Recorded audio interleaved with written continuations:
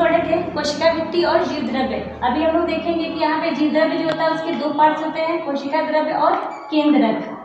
कोशिका द्रव्य के जो कोशिकांग है वो निम्न है, जैसे कोशिका झिल्ली, अंतर्द्रव्य जालिका, माइटोकॉन्ड्रिया, लवक, गोल्गी काय, लाइसोसोम, राइबोसोम और तारक काय। इसमें हम लोग पहला देखेंगे कोशिका झिल्ली। कोशिका झिल्ली को सेल मेम्ब्रेन, कोशिका कला, प्लाज्मा लेमा और जीव द्रव्य कला के नाम से जानते हैं। यह प्लांट और एनिमल दोनों में उपस्थित होता है। उसके बाद से देखते हैं इसकी जो मोटाई होती है वो 75 एंगस्ट्रॉम की होती है। इसका कार्य देखेंगे तो कार्य इसका क्या है कि जितने भी आपके पदार्थ बनते हैं आपके कोशिका के अंदर, उनके आवागमन को मतलब अंदर और बाहर आसानी से आने जाने देता है। लगातार कार्बन डाइऑक्साइड के मुक्त होते रहने से, ऑक्सीकरण की अभिक्रिया के टाइम कार्बन डाइऑक्साइड के लगातार मुक्त होते रहने से इसकी जो सांद्रता होती है वो वायुमंडल की अपेक्षा अधिक होती है, जबकि ऑक्सीजन का लगातार उपयोग होते रहने से इसकी जो सांद्रता होती है वो वायुमंडल की अपेक्षा कम होती है। और यह प्रक्रिया होती है आपकी विसरण प्रक्रिया के द्वारा। जबकि कोशिका कला में जल जो होता है, उस जल के अणु जो होते हैं वो परासरण प्रक्रिया के द्वारा गति करते हैं कोशिका झिल्ली से होकर। आगे देखते हैं कि सजीव कोशिकांग क्या है। इसमें सबसे पहला सजीव कोशिकांग में हम लोगों को पढ़ना है अंतर्द्रव्य जालिका या एंडोप्लाज्मिक रेटिकुलम। एंडोप्लाज्मिक रेटिकुलम आपके कोशिका का सबसे अधिक स्पेस या सबसे अधिक जगह को बनाए रखता है। यह नालिकावत और जालिका युक्त संरचना होती है, झिल्ली युक्त। इसमें यह बाहर की तरफ कोशिका कला से और अंदर की तरफ केंद्रक कला से या केंद्रक झिल्ली से लगा होता है। यह प्रोटीन संश्लेषण का काम करता है। यह मुख्यतः 2 तरह का होता है। एंडोप्लाज्मिक रेटिकुलम मुख्यतः 2 तरह के होते हैं, RER और SER। RER मतलब रफ एंडोप्लाज्मिक रेटिकुलम यानी खुरदरी अंतर्द्रव्यी जालिका, और SER का मतलब कि सॉफ्ट एंडोप्लाज्मिक रेटिकुलम यानी चिकनी अंतर्द्रव्यी जालिका। जो आपका खुरदरी अंतर्द्रव्यी जालिका होता है उस पे राइबोसोम्स लगे होते हैं, जबकि आपका जो सॉफ्ट एंडोप्लाज्मिक रेटिकुलम होता है, चिकनी अंतर्द्रव्यी जालिका, उस पे राइबोसोम्स नहीं पाए जाते हैं। फिर देखते हैं कि जो आपका एंडोप्लाज्मिक रेटिकुलम होता है, यह खुरदरी अंतर्द्रव्यी जालिका में राइबोसोम उपस्थित होने के कारण प्रोटीन संश्लेषण का काम होता है। आगे देखते हैं एंडोप्लाज्मिक रेटिकुलम का कार्य। एंडोप्लाज्मिक रेटिकुलम कोशिका को यांत्रिक ढांचा प्रदान करता है और उसके पृष्ठीय सतह को बनाए रखता है, उसके सरफेस एरिया को बनाए रखता है, जो आपके इसमें प्रोटीन संश्लेषण का काम होता है। फिर से वसा, कोलेस्ट्रॉल और स्टीरॉयड जो होते हैं उनका निर्माण होता है आपके सॉफ्ट एंडोप्लाज्मिक रेटिकुलम के द्वारा। आगे हम लोग पढ़ेंगे माइटोकॉन्ड्रिया। अब हम लोग 8वें पार्ट में माइटोकॉन्ड्रिया पढ़ेंगे। इसमें हम लोग देखते हैं कि जो आपका कोशिका होता है, कोशिका की दोहरी झिल्ली वाली संरचना होती है आपकी माइटोकॉन्ड्रिया। इसमें बाह्य झिल्ली और अंतर झिल्ली दोनों होता है, और जो बाह्य झिल्ली के अंदर वाला हिस्सा होता है उसको बाह्य कश कहते हैं, अंतर झिल्ली के अंदर वाला हिस्सा होता है उसको अंतर कश कहते हैं। बाह्य कश के अंदर आपका मैट्रिक्स भरा होता है, यह तरल पदार्थ होता है जिसको हम लोग मैट्रिक्स कहते हैं। इसके बाद से फिर देखते हैं कि अंतर कक्ष के अंदर आपके राइबोसोम और उसमें डंठल की तरह संरचना पाई जाती है, इसको हम लोग एफ पर या आक्सीसोम कहते हैं। अब देखते हैं कि जो ये आपका अंतर झिल्ली होता है, यह अंतर की तरफ फंसा हुआ है, उंगली की तरफ संरचना होती है, इसको हम लोग कहते हैं क्रिस्टी। और बाह्य झिल्ली जो होती है वह चिकनी और स्मूथ होती है। माइटोकॉन्ड्रिया में खुद का अपना DNA, RNA और राइबोसोम एंजाइम सिंथेसिस होते हैं, इसलिए माइटोकॉन्ड्रिया में प्रोटीन सिंथेसिस भी होता है या प्रोटीन संश्लेषण होता है, और इसीलिए माइटोकॉन्ड्रिया को अर्ध स्वतंत्र कोशिकांग के नाम से जानते हैं। अब आगे देखते हैं कि माइटोकॉन्ड्रिया का कार्य क्या है। तो माइटोकॉन्ड्रिया को power house of the cell के नाम से जाना जाता है, यानी कोशिका का बिजली घर कहते हैं। माइटोकॉन्ड्रिया को कोशिका का बिजली घर कहते हैं, इसलिए कि इसमें ऑक्सीशोषण के द्वारा ग्लूकोज को ऑक्सीकरण से ऊर्जा चेंज किया जाता है या आखिरी श्वसन के दौरान ग्लूकोज के ऑक्सीकरण से ऊर्जा प्राप्त होती है। इस ऊर्जा को एटीपी के रूप में कोशिका में संचित किया जाता है और जरूरत पड़ने पर इसका उपयोग किया जाता है। एटीपी का फुल फॉर्म होता है एडेनोसिन ट्राइफॉस्फेट। नेक्स्ट कोशिकांग हम लोग पढ़ेंगे गोल्जी उपकरण। इसकी खोज कैमिलो गाल्जी ने 1898 ईस्वी में की थी। यह एक सिंगल झिल्ली युक्त कोशिकांग होता है। यह किनारों पर चपटी और मुड़ी हुई संरचना होती है जिसको हम लोग पुटिका कहते हैं। यह समांतर क्रम में एक दूसरे के ऊपर लगे होते हैं और बाहरी भाग जो इसका होता है जालिकावत और नालिका होता है। इसमें भी आपकी जो जालिकावत संरचना होती है यहाँ पर भी आपका मैट्रिक्स उपस्थित होता है या पाया जाता है।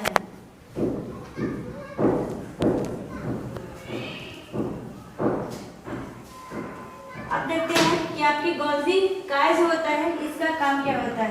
तो गोल्जी काय जो होता है इसमें एंडोप्लाज्मिक रेटिकुलम के द्वारा संश्लेषित जितने भी पदार्थ होते हैं उनका संचय यहाँ होता है और यह उन पदार्थों को एक स्थान से दूसरे स्थान तक पहुँचाने में भी सहायता करता है। और कोशिका विभाजन के समय आपका गोल्जी काय जो होता है वह कोशिका प्लेट का निर्माण करता है।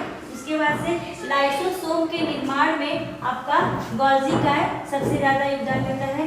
या जो आपका लाइसोसोम होता है, लाइसोसोम गोल्जी काय के द्वारा ही निर्मित होता है। और फिर देखते हैं सबसे लास्ट वाला कि यह जो गोल्जी काय होता है वह सामान्य शर्करा को जटिल शर्करा में बदलने का काम करता है। क्लास 9 में बायोलॉजी के लेसन फर्स्ट में हम लोग पढ़ रहे थे कोशिका के अंगक, उसमें हम लोग तीसरा तक पढ़ चुके हैं लाइसोसोम।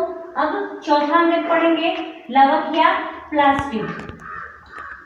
हम लोग जानते हैं कि लवक जो होता है या प्लास्टिड ये सिर्फ और सिर्फ पौधों में पाया जाता है, जबकि इसमें खुद के डीएनए, आरएनए और राइबोसोम उपस्थित होते हैं। इसलिए इसमें प्रोटीन सिंथेसिस की अभिक्रिया भी होती है। प्रोटीन संश्लेषण प्लास्टिड का खुद का अपना होता है या इसमें प्रोटीन संश्लेषण होता है। मुख्यतः जो आपके लवक होते हैं ये 3 तरह के होते हैं, हरित लवक, अवडी लवक और वडी लवक।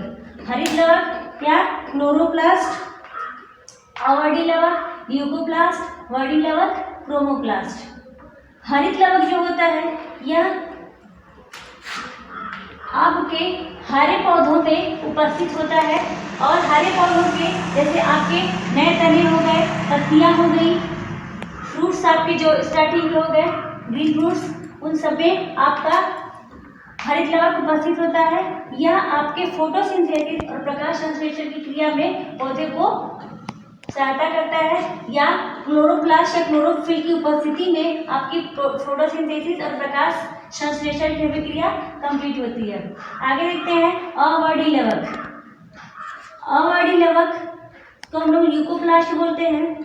इसमें मुख्यतः 3 तरह के होते हैं, एमिलोप्लास्ट, एल्यूरोप्लास्ट और इलियोप्लास्ट। अवडी लवक में किसी तरह का कोई पिगमेंट नहीं पाया जाता।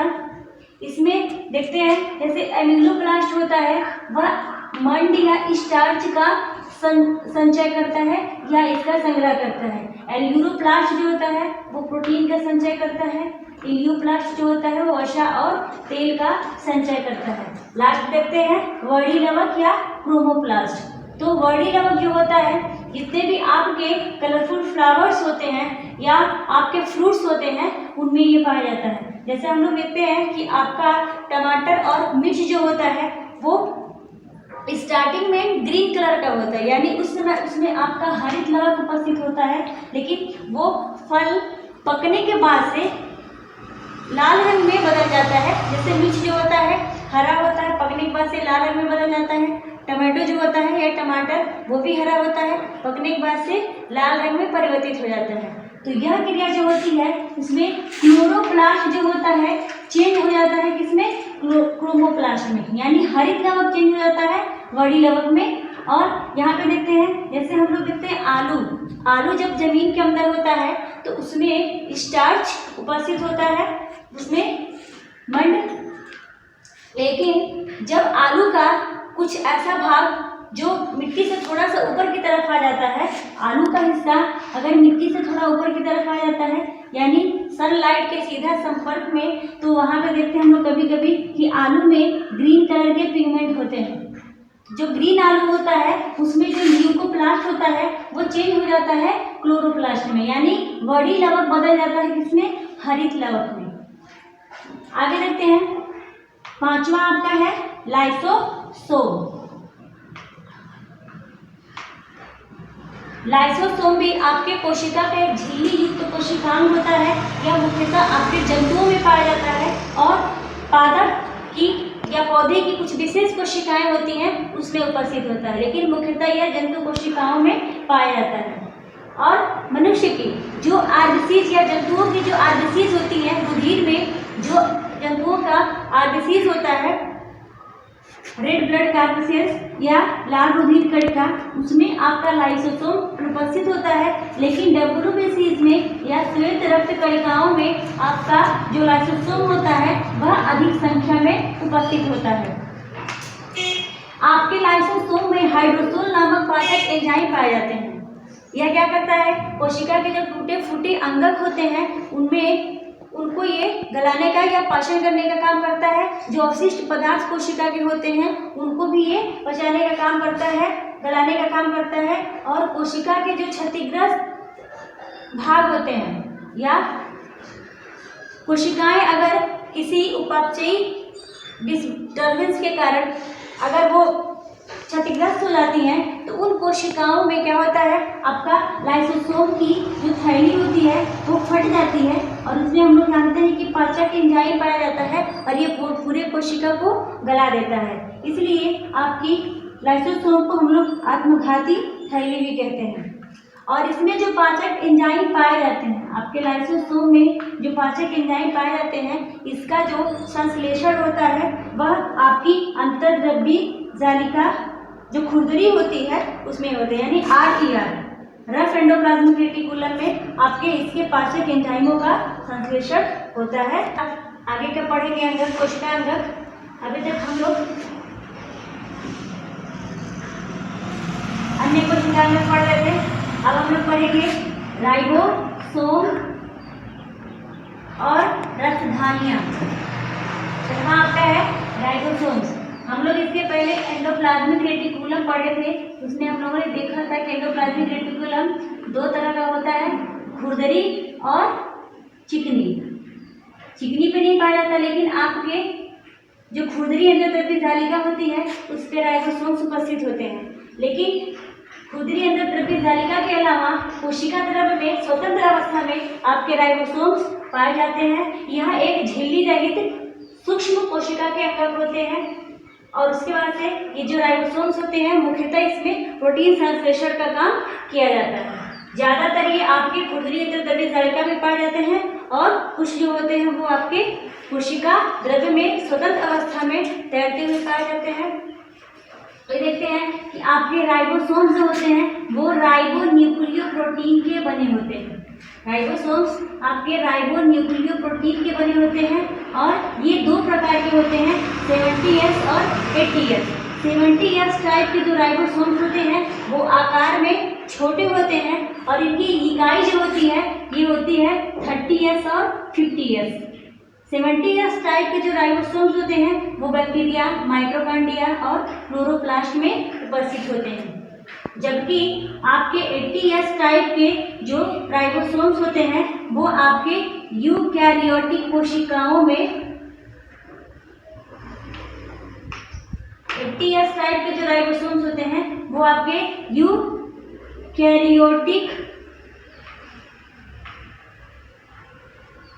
यूकैरियोटिक कोशिकाओं में उपस्थित होते हैं।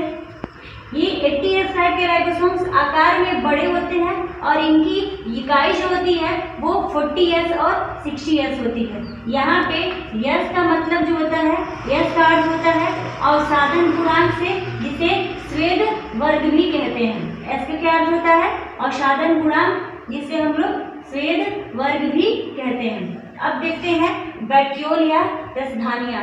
हम लोग इसके पहले प्लांट सेल और एनिमल सेल का स्ट्रक्चर पढ़े थे, उसमें हम लोग देखे थे कि आपके प्लांट सेल में जो रसधानी होती है या वैक्यूल जो होता है वो बड़ा होता है, और प्लांट सेल में रसधानियों के बड़े होने से जो केंद्रिका होती है वो या केंद्रक होता है वो थोड़ा सा किनारे पाया जाता है।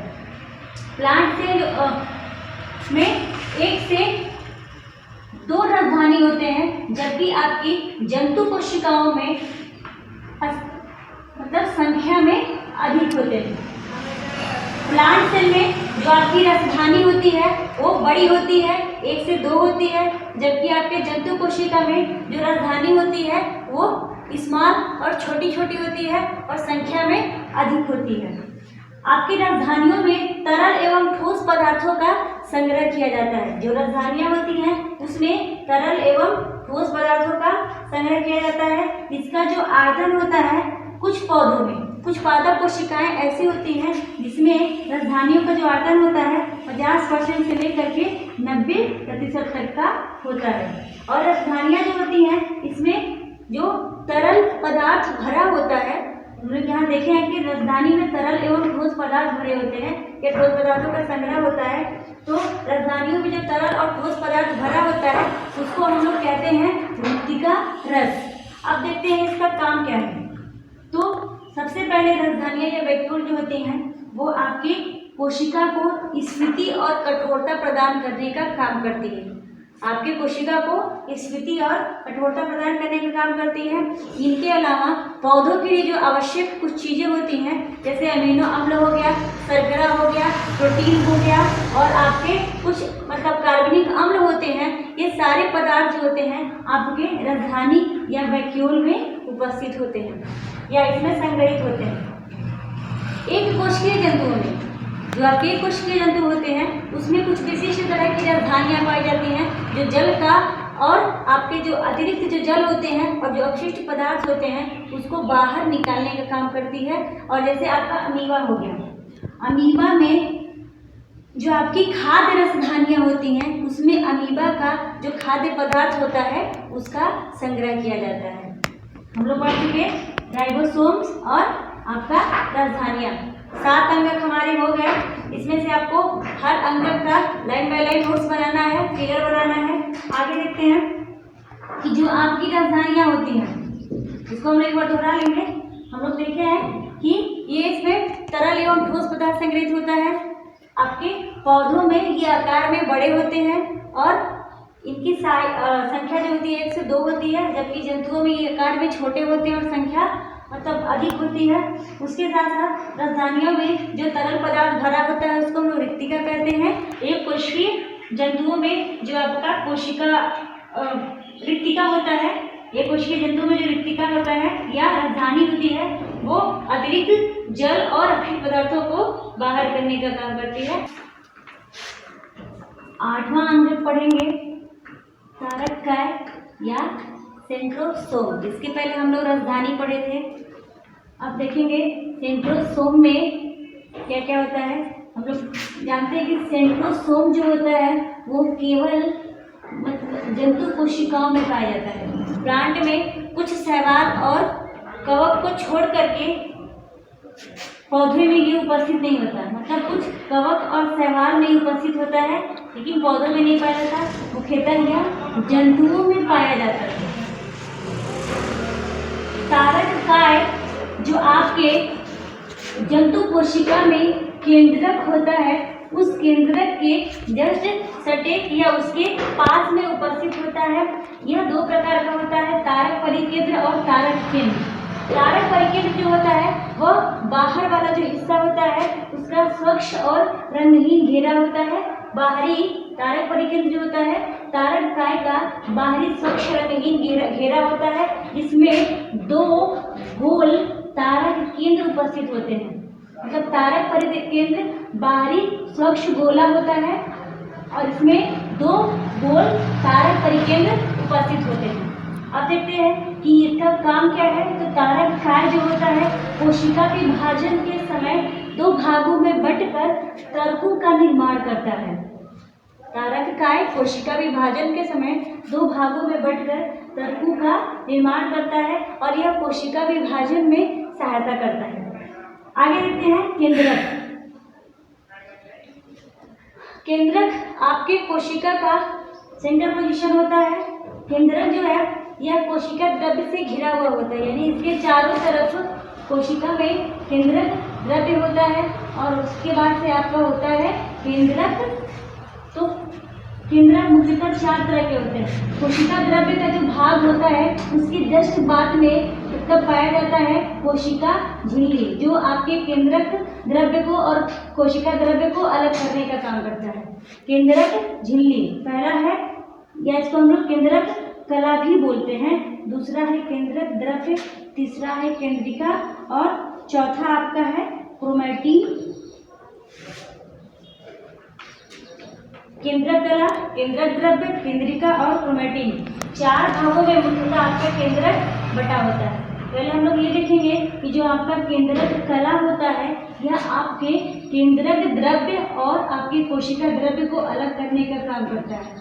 और ये केंद्रक कला के अंदर आपके केंद्रक द्रव्य, केंद्रिका और क्रोमैटिन उपस्थित होते हैं। केंद्रक कला में महीन छोटे छोटे सूक्ष्म छिद्र पाए जाते हैं। मतलब चारों तरफ से ये क्या होता है, छिद्र होता है जो कोशिका द्रव्य के कुछ पदार्थों को अंदर आने देता है। आगे देखते हैं कि जो आपका ये केंद्रक कला होता है यह केंद्रक कला प्रोटीन और वसा से निर्मित होता है। केंद्रक कला प्रोटीन और वसा से निर्मित होता है। अब देखते हैं केंद्रक द्रव्य। तो केंद्रक द्रव्य आपके केंद्रक कला के अंदर पाया जाता है। यह पारदर्शी और तरल पदार्थ होता है। केंद्रक द्रव्य पारदर्शी एवं तरल पदार्थ होता है। इसमें महीन महीन धागे की तरह संरचना पाई जाती है और धागे का जाल बिछा होता है, इसको हम लोग क्रोमैटिन कहते हैं।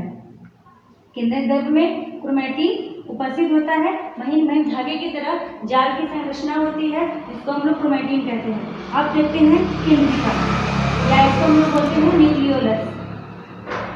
आपके केंद्रक द्रव्य में 1 से 3 गोलाकार सघन रचना पाई जाती है, जिसको हम लोग केंद्रिका कहते हैं। ये प्रोटीन, आरएनए, डीएनए इसमें उपस्थित होते हैं। इसमें आपका इस केंद्रिका का मुख्य काम होता है राइबोसोम फॉर्मेशन, मतलब राइबोसोम का निर्माण करना, ये इसका मुख्य काम होता है केंद्रिका का। इसलिए केंद्रिका को राइबोसोम उत्पादन मशीन के नाम से भी जानते हैं। फिर देखेंगे कि केंद्रिका जो होता है 1 से 3 गोलाकार सघन रचना होती है। इसमें प्रोटीन, डीएनए, आरएनए उपस्थित होते हैं और आपका जो राइबोसोम्स होता है उसका फॉर्मेशन आपके केंद्रिका के द्वारा होता है। या राइबोसोम उत्पादन मशीन हम लोग केंद्रिका को बोलते हैं। लास्ट सबसे आपका है केंद्रक का सबसे लास्ट पार्ट क्रोमैटिन। हम लोग इसमें देखे हैं केंद्रक द्रव्य में इसमें धागे की तरह पतली संरचना जाल की तरह उपस्थित होती है, इसको हम लोग क्रोमैटिन कहते हैं। यह सूक्ष्म तंतु के रूप में उपस्थित होता है आपके केंद्रक द्रव्य में।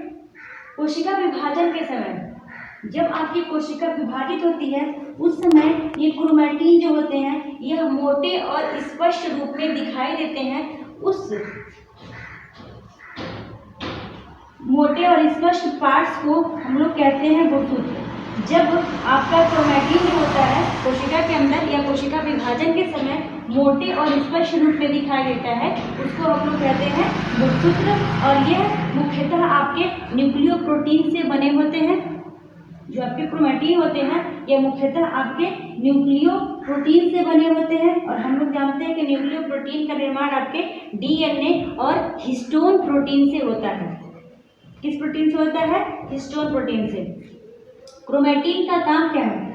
यह डीएनए के द्वारा अगली संतति में आपके जो माता पिता होते हैं उनका जो लक्षण होता है वो अगली पीढ़ी में ट्रांसफर करने का काम करता है। और डीएनए में जीन पाया जाता है जो एक पीढ़ी से दूसरी पीढ़ी तक उनके वंशागत लक्षणों को ले जाने का काम करता है। डीएनए जो होते हैं इसमें जीन उपस्थित होते हैं। अब देखते हैं कि जो आपका गुणसूत्र होता है वो मनुष्यों में 23 जोड़ी होते हैं। आपके मानव में 23 जोड़ी गुणसूत्र पाए जाते हैं, जिसमें से नर और मादा में, मेल और फीमेल में 22 जोड़ी गुणसूत्र जो होंगे वो एक समान होंगे। जो 23वां जोड़ी गुणसूत्र होता है वो भिन्न होता है, जिसके द्वारा मादा और नर का निर्माण होता है। सो स्टूडेंट्स, ये आपका आज चैप्टर कंप्लीट हो गया क्लास 9 का। इसमें आप लोग आगे नोट्स बनाएंगे, फिगर भी कंपल्सरी ये बनाना है। और जितना हम लोग पढ़े प्लांट और एनिमल सेल के बारे में, इसमें से आप लोग कर सकते हैं पादप कोशिका और जंतु कोशिका में अंतर। आपको अपनी कॉपी में लिखना है। Thanks for all.